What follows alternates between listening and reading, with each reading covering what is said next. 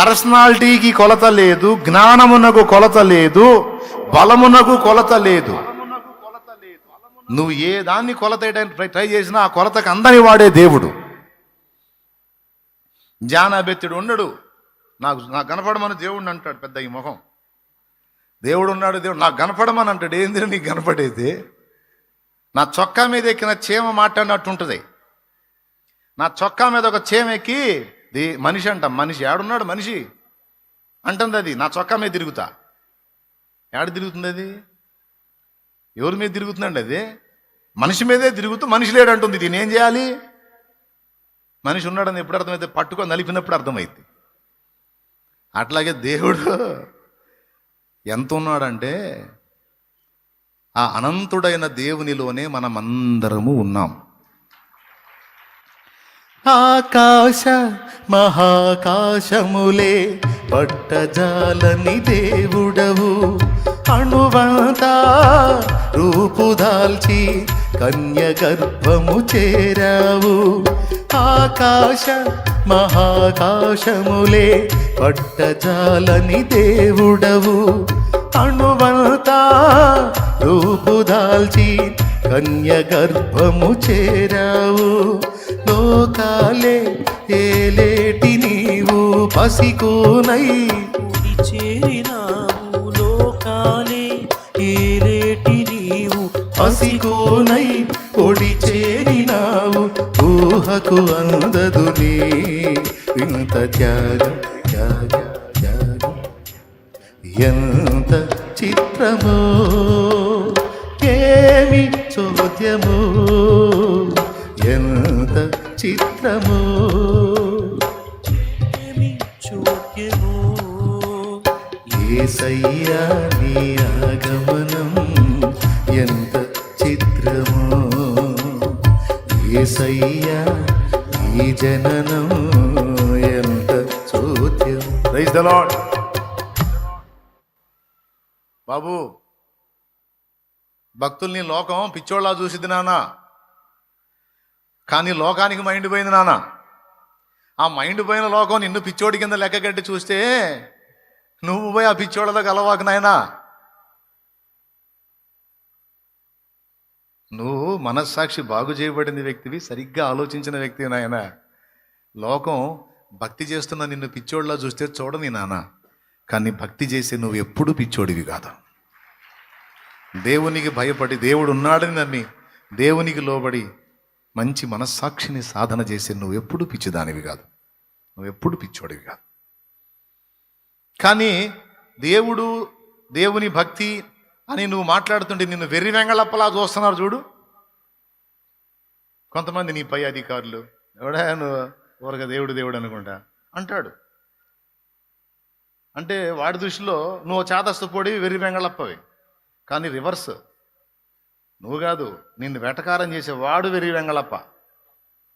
వాడిది చాదస్తం, నీది కాదు. నువ్వు జ్ఞానంగా అడుగులేస్తున్నావు. నిన్ను ఎవడు తిక్కలోడు అనుకున్నా వాడు తిక్కలోడు అవ్వాల్సిందే ఒకనాటికి, నువ్వు కాదు. నువ్వు ఎందుకంటే సృష్టికర్తను గుర్తుపట్టావు, నీ ఉనికికి ఒక కారణం ఉందని గ్రహించావు. ఇక రెండవది, ఫస్ట్ పాయింట్ గెలిచేశారు, నమ్మారు దేవుణ్ణి, ఉన్నాడు.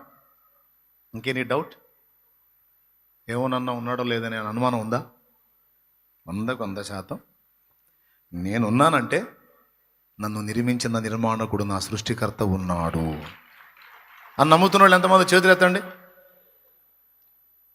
ఆయన ఉన్నాడు కనుక నేను ఆయన గురించి ఆలోచిస్తాను, ఆయన గురించి అన్వేషిస్తాను, ఆయన గురించి తెలుసుకుంటాను. ఫస్ట్ పాయింట్ ఏంటి? ఉన్నాడు. రెండో పాయింట్ ఏంటి? ఉన్నాడు కాబట్టి ఆ ఉన్నవాడిని తెలుసుకోవాలి. ఆయన నాకు మరుగై ఉన్నాడు, దోబూచులు ఆడుతున్నాడు, నేను ఆయన్ని తడవులాడి కనుగొనాలి.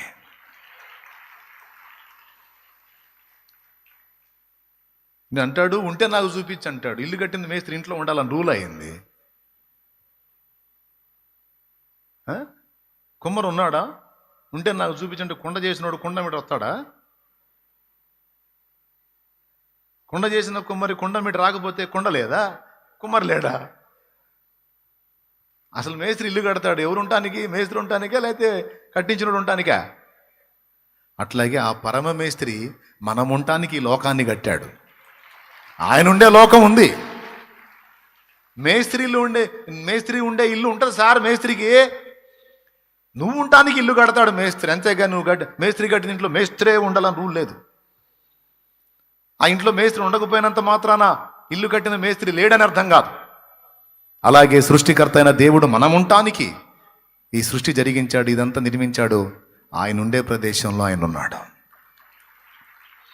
ఇంకా చెప్పాలంటే ఆయన కట్టిన ఈ లోకమంతా ఆయన యందే ఉన్నది. ఇంకో మాటలో చెప్పాలంటే చీమ నా షర్టు మీద ఉన్నట్టు మనమంతా ఆయనలోనే ఉన్నాం. నేను చెప్పాలా, అపోస్తలుల కార్యం 17వ అధ్యాయం 26 నుంచి కిందికి చదివితే మీకే అర్థమైంది. చూడండి, మనము ఆయన యందు ఉనికి కలిగి చరించుచున్నాం, మనలో ఎవరికి ఆయన దూరంగా ఉండువాడు కాడు. ఓకేనా? ఇప్పుడు నాకెళ్ళి చూడండి, అయిపోయింది మొదటి ప్రశ్న, నమ్మేశారు. నేనేమంటున్నానంటే ఇప్పుడు మీకు ఒక మంచి మాట చెప్తాను. ఖచ్చితంగా ఆలోచించారు, మంచి నిర్ణయం తీసుకున్నారు. ఈ నిర్ణయం సచ్చిందాకా పోనీయొద్దు. పోతే మన ప్రాణం పోవటమే కానీ దేవుడు ఉన్నాడు అనే మన విశ్వాసం మాత్రం పోవటానికి లేదు. దేవుడు ఉన్నాడు అని నేను నమ్ముతున్నాను. ఓకేనా? రైట్. ఆ ఉన్న దేవుడు ఎవరు అనే ప్రశ్న కూడా నువ్వు వేసుకున్నావు. లేకపోతే నువ్వు పుట్టింది క్రీస్తులో కాదు, విగ్రహారాధికుడిగా పుట్టావు, విగ్రహారాధన చేసావు, నేను చేశాను, నువ్వు చేసావు. కనపడ్డ దానికల్లా మొక్కాం, బోర్లు పడ్డాం, దండాలు పెట్టాం, పొర్లు దండాలు పెట్టాం, సాష్టాంగ నమస్కారాలు చేసాం, ప్రదక్షిణాలు చేసాం, పడాల్సిన పాటలన్నీ పడ్డాం. ఈ దేవుడు, ఆ తల్లి, ఈ స్వామి, ఆ స్వామి, అది ఇది అనుకుంటే తిరిగాం, గుండ్లు కొట్టించుకున్నాం, పడాల్సిన పాటలన్నీ పడ్డాం. కానీ తిరిగి తిరిగి తిరిగి తిరిగి తిరిగి చిత్రంగా ఎవరు దేవుడు అర్థం కాల. ఎందుకంటే కుప్పలు ఉన్నారు. ఈ కుప్పల్లో అసలోడు ఎవరు అర్థం కాల. అందుకని ఆయనే మనల్ని దర్శించిన దాకా కనపడ్డోడికల్లా సాష్టాంగ పడ్డాం, కనపడ్డం వల్ల నానా అని పిలిచాం. ఎందుకంటే అసలోడు ఎవరు అర్థం కాక. దేవుని మహాకృపను బట్టి ఈ పిచ్చోడికి ఎంత వెతికినా వాడికి నేను దొరకనులే, కానీ ఇక నేనే వాడికి కనపరుచుకోవాలి, లేకపోతే వాడు నన్ను కనుగొనడం కష్టమని ఆయనకే కనికరం కలిగి ఆయనే తన్ను తాను మనకు బయలుపరుచుకున్నాడు. చెప్పండి, దేవుడు తన్ను తాను నాకు బయలుపరుచుకోవాలా, నేనే తెలుసుకున్నాను అన్న దమ్ము ఎవరికన్నా ఉందా? ఆయన తన్ను తాను వ్యక్తపరచుకోకపోతే భక్తులకు కూడా అందాడు. ఆయన ఏబు గ్రంథంలో అంటాడు, ఆయన అగోచరుడు అని. కనబడడు, అర్థం కాడు. ఏదన్నా అర్థమైంది, కాస్త తెలుసుకున్నామంటే ఆయన బయలుపరిచాడు. ధన్యులం. హృదయమందు దేవుని వెతకువారు ధన్యులు. వెతికారు, అర్థం కాల, కనబడ్డ వాటికల్లా తిరిగారు. చివరికి అసలైన దేవుడు ఎవరో నీ అసలు తండ్రి నీకు తన్ను తాను బయలుపరుచుకున్నాడు. ఆయన నీకు తన్ను తాను బయలుపరుచుకున్నప్పుడు నువ్వు ఆయన యొద్దకు రావడానికి ఎవరిని లెక్క చేయలా. ఇది రెండవ అద్భుతం. మొదటిది దేవుడు ఉన్నాడని నమ్మటం, రెండవది ఆ దేవుడు ఎవరో అని వెతకటం. ఎవరో అని వెతికినప్పుడు నిజదేవుడు మీకు కనబడటం, ఆ నిజదేవుడిని తెలుసుకుని ఆయన దగ్గరకు అడుగులు వేయడానికి కొన్ని బంధకాలు నిన్ను అడ్డగించటం, ఆ బంధకాలను నిర్దాక్షిణ్యంగా తెంచుకొని నువ్వు అడుగు ముందుకు వేయటం. ఇదంతా చిన్న విషయం కాదు, పెద్ద పోరాటాల నడుమ జరిగింది ఇది. నువ్వు యేసు ప్రభు దగ్గరికి రావటం మొదలుపెట్టిన తర్వాత కొంతమంది నీ ఇంటికి రావటం మానేశారు, పలకరించడం మానేశారు, నిన్ను వెటకారం చేయటం మొదలుపెట్టారు, వాళ్ళ శుభకార్యాలకు నిన్ను పిలవటం కూడా మానేశారు. వాడు పోయి అందులో కలిశాడులే, మనకెందుకులే వాడితో పోనిండ్రా అని. పోనీలే, నీకు దరిద్రం వదిలిచ్చారు, ఖర్చు తప్పించారు. కొన్నిసార్లు నీ మనసు గాయపడినా, అందరూ సంతోషంగా ఆయా కార్యక్రమాలకు వెళుతుంటే నీకు ఆహ్వానం లేకపోవడం కొంత నిన్ను బాధించినా, వేధించినా, నీకు ఇబ్బంది కలిగినప్పుడు ఎవడు పలకరించడానికి రాకపోయినా, నీ ఆపదలో ఎవడు ఆదుకోవడానికి, వాళ్ళకి అవకాశం ఉండి కూడా ఆదుకోవడానికి నీకు ముందుకు రాకపోయినా, సొంత కుటుంబ సభ్యులే నిన్ను చెడ్డగా చిత్రీకరించినా, దూషించినా, ద్వేషించినా, కొట్టినా, తిట్టినా, హింసించినా, నిందించినా, అవేవి పట్టకుండా మీరందరూ నన్ను వదిలేసి ఎడమైపోయినా నాకు నా యేసయ్య చాలు అని నిలబడ్డావు చూడు. అది చిన్న విషయం కాదు తల్లి, చిన్న విషయం కాదు. మంచి మనస్సాక్షి. 3 సంగతుల్లో నువ్వు పాస్ అయ్యావు నానా. 3 సంగతులు నీ మనస్సాక్షి మంచిగా పనిచేసింది నాన్న. దేవుడు ఉన్నాడు అని నమ్మే విషయంలో, ఆ దేవుడు ఎవరు అని వెతికే విషయంలో, వెతికిన దేవుడు దొరికినప్పుడు ఆయన కోసం తెగించి అడుగు ముందుకు వేసే విషయంలో నువ్వు గెలిచావు. ఆయనే చాలనుకున్నావు. అందుకే చెప్తున్నాను, ఈ విషయంలో నీ మనస్సాక్షి అద్భుతంగా పనిచేసింది. ఆయన రెక్కల కిందికి వచ్చావు, మారు మనసు పొందావు, పాపములన్నీ కడగబడి నిమిత్తం బాప్తిస్మం పొందావు, పరిశుద్ధపరచబడ్డావు. నువ్వు బాప్తిస్మం పొందినప్పుడు ఏం జరిగిందో తెలుసా? నీ పాపాలు కడగబట్టమే కాదు, నీ మనస్సాక్షి కూడా కడగబడిందిట యేసు రక్తం చేత. యేసు రక్తం చేత నీ మనస్సాక్షి కూడా కడగబడింది, శుద్ధీకరణ జరిగింది. ఒకప్పుడు ఏవేవి నీకు తప్పులుగా అనిపించలేదో, ఎప్పుడైతే మారు మనసు పొంది బాప్తిస్మం పొంది మనస్సాక్షి కడగబడ్డావో, అప్పుడు ప్రతిదీ కూడా తప్పులా నీకు అర్థమైంది. ఒకప్పుడు ఏవి తప్పులుగా అనిపించలా నీకు, ఇప్పుడు ఏ చిన్నది తప్పు జరిగిన వెంటనే నీకు అర్థమైపోతుంది. నేను ఇలా మాట్లాడకూడదు కదా, నేను ఇలా చేయకూడదు కదా, నేను ఇలా ప్రవర్తించకూడదు కదా, నేను ఇలా ఆలోచించకూడదు కదా, నేను ఇలా ఉండకూడదు కదా అని నీకు అర్థమవుతుంది. ఎంతమంది ఒప్పుకుంటారు బ్రదర్? కడగబడక ముందా, కడగబడ్డ తర్వాత? రైట్. 3 విషయాల్లో అద్భుతంగా గెలిచాం. ఇంకా ఇక్కడ ఎవరైనా నిజదేవుణ్ణి తెలుసుకొని కూడా పాపక్షమాపణ నిమిత్తం మారు మనసు పొంది బాప్తిస్మం పొంది ఉండకపోతే, 2 మెట్లు ఎక్కావు, ఈ 3వ మెట్టు కూడా ఎక్కువ. మళ్ళీ అక్కడెందుకు ఆగటం? దేవుడున్నాడని నమ్మావు, ఆ దేవుడు యేసనని తెలుసుకున్నావు, ఆయన దగ్గరకు వచ్చావు, ఆయన నీ కోసం సిలువలో ఏం చేశాడో తెలుసుకున్నావు. మరి ఆయన రక్తంలో నీ పాపాలన్నీ తొందరగా కడిగేసుకోయ్యా, కడిగేసుకోమ్మా. ఆయన రాకడెప్పుడో నీ పోకడెప్పుడో తెలియదు కదా. సాయంత్రం దాకా ఉంటామని గ్యారెంటీ ఉందా? రేపటి వరకు ఉంటామని గ్యారెంటీ ఉందా? లేదు కదా. కాబట్టి నేడే రక్షణ దినం, ఇదే అనుకూల సమయం. పాపాలు చేయడానికి ఆలోచించాలి కానీ చేసినవి కడిగేసుకోవడానికి ఆలోచన ఎందుకు? కడిగేసుకో, జీవగ్రంథంలో పేరు సంపాదించుకో. ఎందుకంటే నువ్వు నమ్ముతున్నది నిజం, దేవుడు ఉన్నాడు. ఆ ఉన్న దేవుడు మన కోసం మనల్ని చేయలే, తన కోసం మనల్ని నిర్మించాడు. ఇది 4వ విషయం. దేవుడు ఉన్నాడు, ఆ దేవుడిని నువ్వు వెతికావు, ఆయన యేసేనని తెలుసుకున్నావు, చెప్పిన మాట విని మారు మనసు పొంది బాప్తిస్మం పొందావు. ఇప్పుడు 4వ మాట చెప్తున్నా. అసలు ఎందుకు చేశాడు దేవుడు నిన్ను నన్ను మనల్ని అంటే, మన కోసం మనం బతకటానికి మనల్ని చెయ్యాలా. కానీ ఈరోజు జనాన్ని చూడండి, మీరు సమాజాన్ని చూడండి. సమాజం బ్రతుకుతున్నదంతా సృష్టికర్తను గురించి కాదు, సృష్టికర్త కోసం కాదు. ఎవరి కాళ్ళే తమ కోసం తమ బతుకుతున్నారు. అరే అసలు నేను ఒకడిని ఉనికిలోకి వచ్చానంటే నన్ను ఉనికిలోకి తెచ్చినోడు ఎవరు? అసలు ఇంతమంది ఉంటే నన్ను ఎందుకు పుట్టించాడు? నా జన్మ వెనక ఆయనకున్న ప్లాన్ ఏంటి, ప్రణాళిక ఏంటి, ఉద్దేశం ఏంటి? ఫ్యాన్ తెచ్చుకున్నామంటే ఇంటికి ఎందుకు తెచ్చుకున్నామండి? ఫ్యాన్ని చేసుకున్నాం, తయారు చేసుకొని ఇంటికి తెచ్చామంటే ఎందుకు తెచ్చాం? ఏందండి, ఎవరు చెప్పరు ఏందండి? గాలి, మన గాలి రావడానికి మనం తెచ్చుకున్నాం. రైట్. స్టవ్ తెచ్చుకున్నామంటే ఎందుకు తెచ్చుకున్నాం? అంటే అనవసరంగా అయితే తేలా, ఏదో ఉద్దేశంతోనే స్టవ్ తెచ్చావు,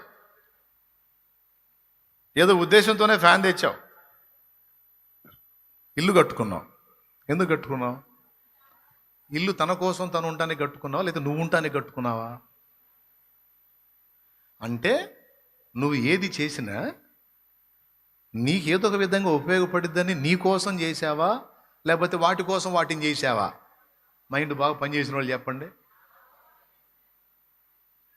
ఆఖరి కూటానికి వచ్చినా నా కోసం వచ్చావా, నీ కోసం వచ్చావా? అంటే తమరు ఏది చేసినా ఇతరుల ప్రయోజనం అయితే ఏమి ఉండదు, అంతా మన వ్యవహారమే. ఆ న్యాయమేలే. కష్టపడి మరి సంపాదించి డబ్బులు పెట్టి ఫ్యాన్ తెచ్చినా, టీవీ తెచ్చినా, ఇల్లు కట్టినా, ఏమయ్యా వాషింగ్ మిషన్ తెచ్చినా, స్టవ్ తెచ్చినా, బైక్ తెచ్చినా, సైకిల్ తెచ్చినా, కారు తెచ్చినా, ఇవన్నీ ఎందుకయ్యా? నీకోసం. Okay, right. ఇంత సృష్టి చేసి ఇందులో మనుషుల్ని పెట్టి ఇంత కథ నడుపుతున్నాడు దేవుడు ఎవరి కోసం? తమ్ముడా, చదువుకున్న తమ్ముడా, ఎవరి కోసం నాన్న? నీకోసమా ఆయన కోసమా? మరి ఈ లాజిక్ ఎందుకు మిస్ అయ్యారు మనోళ్ళు? ఆఖరికి దేవుడి దగ్గరికి వచ్చి కూడా దేవుడిని కాకాపడుతుంది ఎవరి కోసమో తెలుసా? మన కోసమే. ఇది ఒరిజినల్. దేవుణ్ణి దువ్వుతుంది ఎవరి కోసమో తెలుసా? దేవుడికి భజన చేస్తుంది ఎవరి కోసమో తెలుసా? నేను నీకెందుకు, నీకు భజన బాగా చేస్తా, నన్ను నువ్వు కనిపెట్టు. అది ఏంది? మనకు తినటానికి ఉండటానికి ఏ తక్కువ చేయొద్దు. నీకు ఎంత భజన కావాలి నీకు నన్ను అడుగు, నేను చేస్తావు. ఆఖరికి చేసే భజన వెనక కూడా మన స్వార్థం, మన ప్రయోజనం. ఎప్పుడన్నా మనం దేవుని ముందు కూర్చొని, దేవా అసలు నువ్వు నన్ను ఎందుకు చేశావు దేవా? నేను నీ కొరకు ఏం చేయాలి తండ్రి? నువ్వు చెప్పు తండ్రి, నీ కోరిక తీరుస్తాను. నువ్వు చెప్పు తండ్రి, నువ్వు చెప్పింది చేస్తాను అని ఎప్పుడన్నా అడిగా? మోకరించిన దగ్గర నుంచి, దానికేమో ప్రార్థన పేరు, మోకరించిన దగ్గర నుంచి, తండ్రి నా కోరిక తీర్చవా, నా ఆశ తీర్చవా, నాకు అట్లా చేయవా, నాకు ఇట్లా చేయవా, నాకు అది ఇవ్వా, నాకు ఇది ఇవ్వా, నాకు అలా చేయి, ఇలా చేయి, నా కోరిక తీర్చు, నేను అనుకున్నా జరిగించు అని ఏ పొద్దు కూడా నాకు నాకు నాకు నాకు చేయనే తప్ప నేను నీ కొరకు ఏం చేయాలని నన్ను నిర్మించావు నాయన. నా జన్మ వెనుక నీకున్న ఉద్దేశం ఏంటి తండ్రి? ఎందుకోసం నన్ను నిర్మించావు నాయన? నా కోసం ఎంత రిస్క్ ఎందుకు చేశావు దేవా? చెప్పు నాయన, నీ కోరిక ఏంటో నేను తీరుస్తానని ఒక్కసారన్నా నీ కోరిక ఏమిటి దేవా నేను తీరుస్తానని అడిగావా? అడిగితే చెప్పు, సంతోషిస్తాను. దాదాపు చాలామందికి అసలు ఎలాంటి ప్రార్థనే ఉండదు, కానీ ఇది న్యాయమైన ప్రార్థన. మంచి మనస్సాక్షితో 3 మెట్లు ఎక్కిన వ్యక్తి 4వ మెట్టు ఎక్కాలి. ఆ 4వ మెట్టు ఏంటంటే నీ ఉనికి వెనక సృష్టికర్త ఉద్దేశం, నీ జన్మ వెనక సృష్టికర్త ఉద్దేశం. దీనికి చదువు ఉన్నోడా, చదువు లేనోడా, కుర్రోడా, ముసలోడా అన్న భేదం లేదు బ్రదర్. ఆడ మనిషా, మగ మనిషా, పిల్లోడా, పెద్దోడా అన్న భేదం లేదు. కొంతమందికి బాల్య దినముల్లోనే ఈ స్పృహ ఉంటుంది, కొంతమందికి తల మొత్తం తెల్లగా అయినా సిగ్గురాదు. ఎందుకు ఈ విషయాలు చెప్తున్నానంటే ముసలాళ్ళని హేళన చేయటానికి కాదు. వృద్ధాప్యం వచ్చినా కూడా సృష్టికర్త యొక్క ఉద్దేశము, చిత్తమును తెలుసుకోకుండా బ్రతకటం అనేది మంచి మనస్సాక్షి లక్షణం కాదు. చిన్న ప్రాయములోనే సృష్టికర్త యొక్క ఉద్దేశాన్ని, సత్యాన్ని తెలుసుకొని దాన్ని నెరవేర్చడానికి అడుగులు వేసినటువంటి వాళ్ళు మంచి మనస్సాక్షిని సాధన చేసినటువంటి వాళ్ళు. ఓకేనా? 4వ పాయింట్లో ఆగాము ఇప్పుడు మనం. మొదటి పాయింట్ ఏమిటి? ఉన్నాడా లేడా? మంచి మనస్సాక్షి ఏం చెప్పింది? ఉన్నాడని చెప్పింది. చెడిన మనస్సాక్షి ఏం చెప్పింది? లేడన్నోడు అటు తిరుగుతున్నారు, ఉన్నాడన్నోడు వెతుకుతున్నాడు. ఉన్నాడు. రెండవది ఉన్నవాడెవరు? వెతకాలి. 3వది దొరికాడు. వెతకుడి మీకు దొరుకును. దొరికాడు. ఆయన నిజదేవుడు యేసయ్య. ఎందుకు ఆయన? ఎందుకంటే సృష్టికర్త ఆయన, ఏ పాపము లేని పరిశుద్ధుడు, పాపులందరి రక్షణ కొరకు ప్రాణం పెట్టి తిరిగి లేచిన వాడు. ఆయన యందు విశ్వాసం ఉంచి ఆయన రక్తంలో పాపాలు గడుకునోడు నిత్య జీవం చేరతాడు, నిత్య నరకాగ్ని తప్పించుకుంటాడు. అలా నరకం తప్పించి నిత్య జీవం ఇవ్వడానికి మన కోసం భూమి మీదకి వచ్చినటువంటి అసలు స్థితులైన సృష్టికర్త ప్రభువే. ఈ విధంగా మన పాపాలు మోసి మన కోసం ప్రాణత్యాగం చేసి మన భారాన్ని తొలగించే దేవత కానీ, దేవుడు కానీ, తల్లి కానీ, తండ్రి కానీ, స్వామి కానీ, అయ్య కానీ, అమ్మ కానీ ఎవరు లేరు. ఉంటే చెప్పొచ్చు, తప్పులేదు. కానీ ఎవరు లేరు కాబట్టే నేను గతంలో మొక్కిన వాటన్నిటినీ పక్కన పెట్టి, ఎవరైతే నన్ను ప్రేమించి నాకై ప్రాణం పెట్టి తిరిగి లేచాడో అతడే నా సృష్టికర్త. ఎందుకంటే కన్నోడికి బాధ్యత ఉంటుంది, కన్నోడికి భారం ఉంటుంది, కానీ బయటోడికి ఏముంటుంది? కాబట్టి అంతలో మహిమను కూడా వదిలిపెట్టి భూమి మీదకి దిగొచ్చాడంటే ఆయన కదా నా తండ్రి. అయ్య కాబట్టిగా అంత జోక్యం చేసుకున్నాడు. అయ్య కాబట్టిగా మహిమను కూడా వదిలిపెట్టి, కిరీటాన్ని వదిలిపెట్టి, కెరూబులు, శరాపులు, దూతలు, మహాదూతల మహిమను వదిలిపెట్టి మట్టి పురుగుగా భూమి మీద పుట్టి బీదవాడై బ్రతికి తనకంటూ ఏమీ లేని స్థితిలో ఉండి నన్ను ప్రేమించి నా కోసం అరికాళ్ళ నుంచి నడినెత్తి వరకు శరం మొదలుకొని ఆ సిరిపాదం వరకు సర్వ శరీరం తూట్లు తూట్లు తూట్లు తూట్లు గాయాలమయమై రక్తాలు గార్చి చేతుల్లో శీలలు, కాళ్లల్లో శీలలు, ప్రక్కడొక్కల్లో బల్లెపు పోటు, తలకు ముళ్ళు, నోటి వెంట రక్తం, ముక్కుల వెంట రక్తం, చెవుల వెంట రక్తం, కన్నుల వెంట రక్తం, కాళ్లలో రక్తం, చేతుల్లో రక్తం, దేహమంతా రక్తం, నెత్తుటి ముద్దగా వేలాడి పడరాని బాధల నా కోసం పడిన మడితడు కదా నా తండ్రి.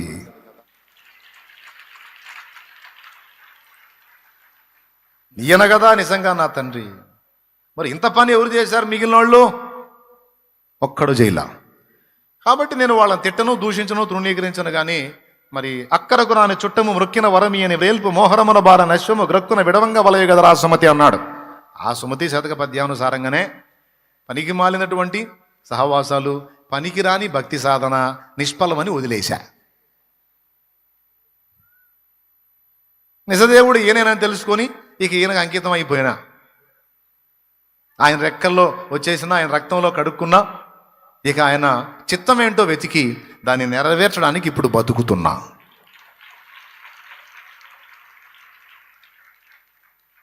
అయిపోయిందా? ఇప్పుడు మీ ఆలోచన ఏంటో కూడా మీరు పరిశీలించుకోండి. సమస్యలు, బాధలు, ఇరుకులు, ఇబ్బందులు, కష్టాలు, కన్నీళ్లు, అప్పులు, తిప్పలు, రోగాలు, బాధ్యతలు, సమస్యలు, కేసులు, మస్తు సమస్యలు ఉన్నాయి మీకు తెలుసు, నాకు. కానీ ఒక్కటి గుర్తుపెట్టుకో, నిన్ను ప్రేమించి నీకై ప్రాణం పెట్టిన సృష్టికర్త నువ్వు తెలుసుకున్నావు. అసలైనోడి దగ్గరికి నువ్వు వచ్చావు. ఆయన దగ్గరికి రాక మునుపు నువ్వు భయపడు, బాధపడు, దిగులు పడు, విచారపడు, కంగారపడు, ఎక్సెట్రా. కానీ ఆయన దగ్గరకు వచ్చిన తర్వాత వాటికి ఇక స్థానం లేదు. ఎందుకంటే నిన్ను ప్రేమించి నీ కోసం అంత త్యాగం చేసినోడు 3 రోజులు నీ బతుకు కావలసిన ఈ పరిష్కారాలు చూపలేడా? ఈ అవసరాలు తీర్చలేడా? ఒక్కసారి చెప్పునా, సామాన్యమైన బాధపడ్డా మన కోసం? చెప్పండి ఒకసారి. ఎంత గాయాలు, ఎవరి కోసం? మన కోసమే కదా. చిత్రవద అనుభవించింది, ఉమ్ములో, కొరడా దెబ్బలు, అరచేతుల దెబ్బలు, పిడిగుద్దులు. అసలు ఎవరు ఆయన? దేవుడు. ఎవరి కోసం? చెప్పు, నా కోసం అని చెప్పు. అనో, నా కోసం అనో. నీ కోసం కేవలం నిన్ను ప్రేమించి. మళ్ళీ నువ్వు మంచోడు అని కాదు, నువ్వు పాపివే, అయినా సరే నీ కోసం తిన్నాడు. ఎందుకు తెలుసా? నేను ఇంత బాధపడ్డానని నా బిడ్డకు అర్థమైతే నా బిడ్డ మారుతాడు, ఆ చెడుతను వదిలేస్తాడు, వాడు మంచి మనిషి అవుతాడు. మంచి మనిషి అయితే వాళ్ళ జీవితాలు వెలిగించబడతాయి. తెలియక తేడా పడుతున్నారు, తెలిస్తే మారుతారన్న ఆశతో చేశాడు. ఇంత చేసిన వాడు నీకు దూరం అవుతాడా? నేను వదిలిపెడతాడా? జానడు పొట్ట నీకు ఇచ్చినోడు దానికి అంత అన్నం పెట్టడు? చెప్పవయ్యా, మరి ఎందుకయ్యా కంగారు పడతావు? కాదయ్యా, ఇంత దేహాన్ని ఇచ్చినోడు దేహపు సిగ్గు కప్పుకోనానా అన్నోడు వస్త్రం వీడు? ప్రాణం ఇచ్చినోడు వస్త్రం వీడా? నోరు తెరవండి, మీకు దండం పెడతాను. ప్రాణం ఇచ్చినోడు ఆహారం ఈడా? ప్రాణం ఇచ్చినోడు అప్పు తీర్చడా? ప్రాణం ఇచ్చినోడు జాబ్ ఇవ్వడా? ప్రాణం ఇచ్చినోడు బిడ్డనివ్వడా? ప్రాణం ఇచ్చినోడు స్వస్థత ఇవ్వడా? ప్రాణం ఇచ్చినోడు సమస్యకు పరిష్కారం ఇవ్వడా? నీ సమస్య ఎక్కువ, ప్రాణం ఎక్కువ. దాన్నే ఇచ్చేశాడే నీకోసం.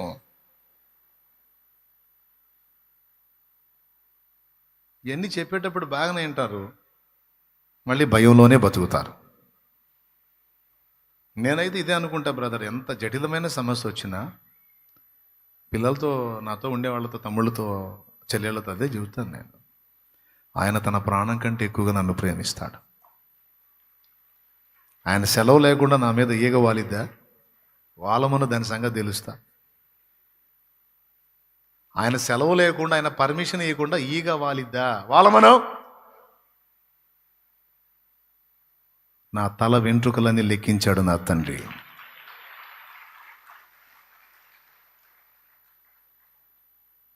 తగాదుల్లో బాగా ముదిరినప్పుడు ఎదుటోడు ఏదన్నా అంటే నీ అంతు తేలుస్తాను అంటే ఏందిరా నువ్వు చేసేదని తర్వాత ఏదో వాడతారు కదా.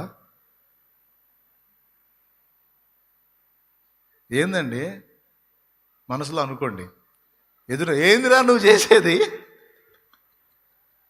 వద్దులే బయటికి అనంత బాగుంటుందా అంటే అంత తేలిక నీకు ఇదంటే, జుట్టు అంటే కదా. అంటే ఏదన్నా పోయినా కూడా అది వెంట్రుకతో, నాకు వెంట్రుకతో పనే అంటా కదా. అంటే ఏంటి, ఇది నీకు విలువ లేదు, చాలా తేలిక.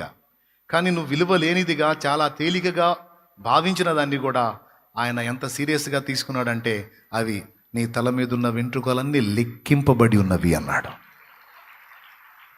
చిన్న మాట అది.